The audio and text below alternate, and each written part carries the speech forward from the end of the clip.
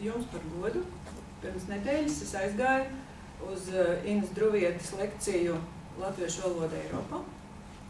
Rīgā Eiropas mājā notika tā lekcija, un tad, kad viss sakāmais bija pateikt, beigās atbildot uz jautājumu, drusku nogurusi un pēc labi padarīta darba, Druvietes kundze izmeta nevērīgu frāzi. Biežākās kļūdas vispār ir tikai kādas 6, ko visi neprot un visi kļūdās. Tas vienkārši ir, nav jākļūdās, ir jāzina, un tad viss būs kārtībā. Viņi pieminēja kā un kad, un vēl dažus tādus līdzīgus. Un man savukārt radās doma tālāk, ko es tanī brīdī nepaspēju attīstīt un nepaspēju viņai pateikt, vai nav jādomā par to, ja tiešām visi kļūdās vienā un tanī pašā vietā, vai kaut kas nenotiek pašā valodā, vai kaut kas nenotiek izglītības sistēmā, vai kaut kas neattīstās tādā virzienā, kādā citā jomā varētu būt tā, ka visi tik ļoti vienādi kļūdās un nekas nav. Teiksim, tam nav nekāda iemesla. Bet es to domu neesmu attīstījusi, un es jums nevaru tagad nākt ar atklāsmi, ka es zinu, kāpēc tas tā ir. Un man nav 6, man ir vairākas, un visas nav tās Druvietes nosauktās, ir arī drusku citas.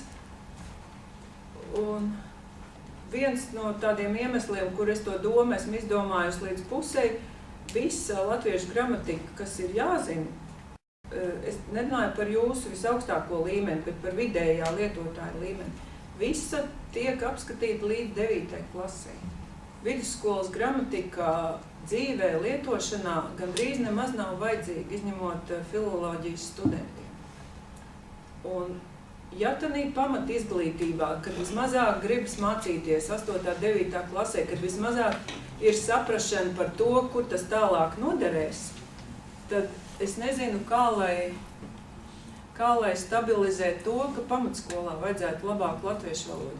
Es to pamanīju tad, kad arhitekti uzaicināja mani uz latviešu valodas konsultāciju. Viņiem bija beigušies pasūtījumi un vēl nebija beigusies nauda. Un bija tāda arhitektu grupiņa, kas teica, taisam lekcijas, mēs gribam pamatskolas latviešu valodā vienkārši atkārtot, sanākt labā kompānijā, parunāt par valodu, mums tas ir vajadzīgs. Mēs runājam ar klientiem, mūsu maize ir klientu pierunāšana. Mēs gribam to darīt pēc iespējas pareizāk un pēc iespējas labākā latviešu valodā. Ļoti apsveicama iniciatīva un visi papildu jautājumi. Goda vārds, visi nebija nekā sarežģīta. Visi papildu jautājumi bija 9. klases latviešu valoda.